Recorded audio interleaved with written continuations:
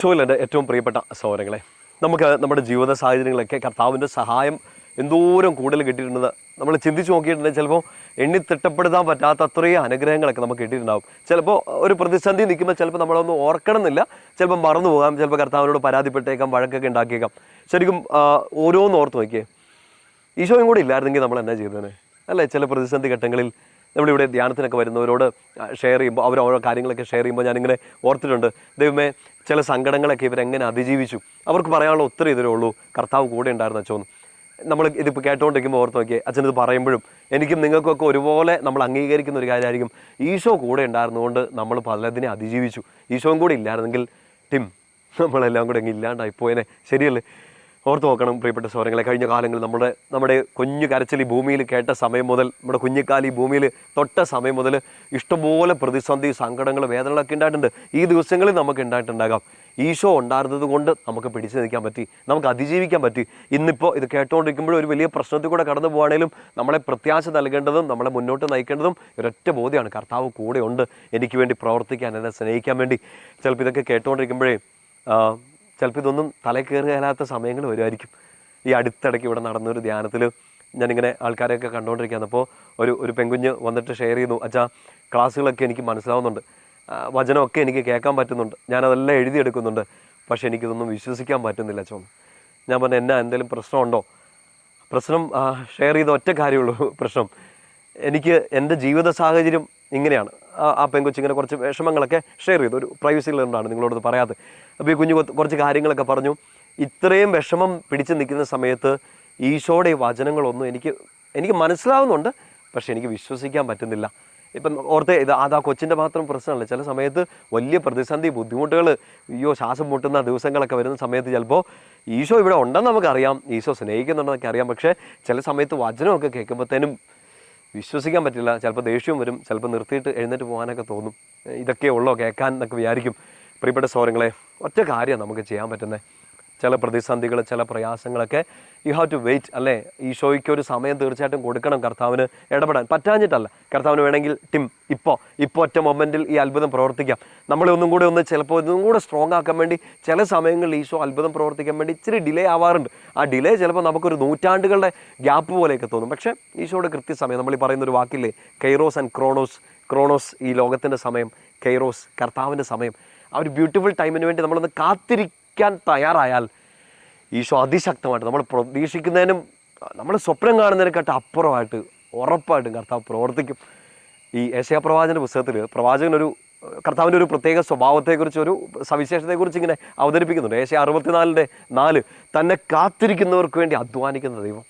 ഒന്ന് വെയിറ്റ് ചെയ്യുന്നവർക്ക് വേണ്ടി അധ്വാനിക്കുക, വെയിറ്റ് ചെയ്യുന്നവരെ നിരാശപ്പെടുത്തുക, വെയിറ്റ് ചെയ്യുന്നവരെ ഒരു ഗ്യാപ്പ് ഇട്ട് കൊടുക്കുക എന്നുള്ളതല്ല, വെയിറ്റ് ചെയ്യുന്നവർക്ക് വേണ്ടി അധ്വാനിക്കുന്ന ദൈവം. നമ്മൾ ശരിക്കും കർത്താവിന് വേണ്ടി കാത്തിരിക്കുക, കർത്താവിൻ്റെ പ്രവൃത്തി, കർത്താവ് ഇടപെടട്ടെ.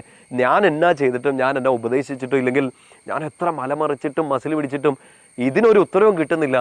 ഏറ്റവും വലിയൊരു കാര്യം, ഒരു ഉത്തരവും കിട്ടുന്നില്ല, നമ്മളെക്കൊണ്ട് ഒന്നും ചെയ്യാൻ പറ്റുന്നില്ലാത്തൊരു സമയത്ത് നമുക്ക് കിട്ടേണ്ട ഒരു വെളിപ്പെടുത്തലാണ്, വെളിപാടാണ്.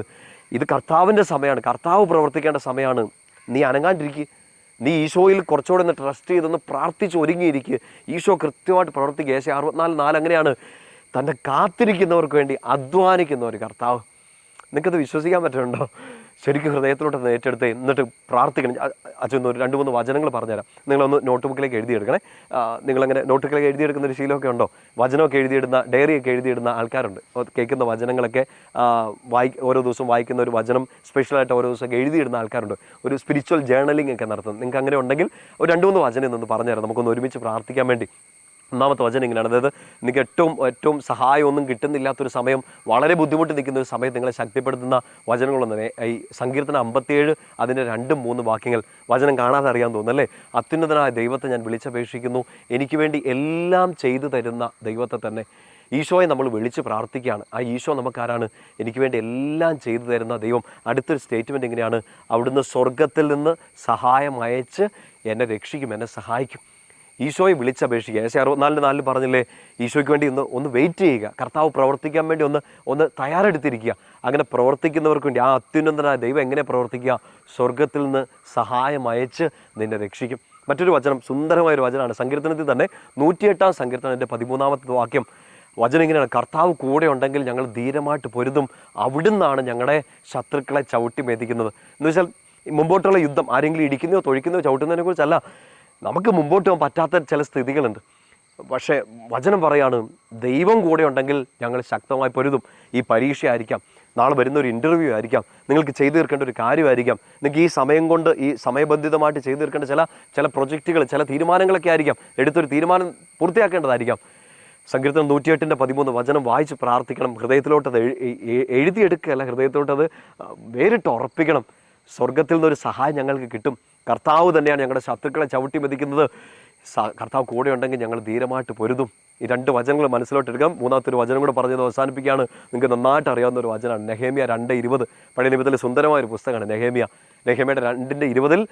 സ്വർഗത്തിലെ ദൈവം ഞങ്ങൾക്ക് വിജയം നൽകും, അവിടുത്തെ ദാസരായ ഞങ്ങൾ അധ്വാനിക്കും, ഞങ്ങൾ പണിയും. ഈ 3 വചനങ്ങളുടെ ശക്തി നിങ്ങളോട്ട് നിറയണം. നീ വിളിച്ചപേക്ഷിച്ചാൽ വിളി കേൾക്കുന്ന ഒരു ദൈവമുണ്ട്. ആ ദൈവം സ്വർഗത്തിൽ നിന്ന് സഹായം അയച്ച് നിന്നെ ശക്തിപ്പെടുത്തും.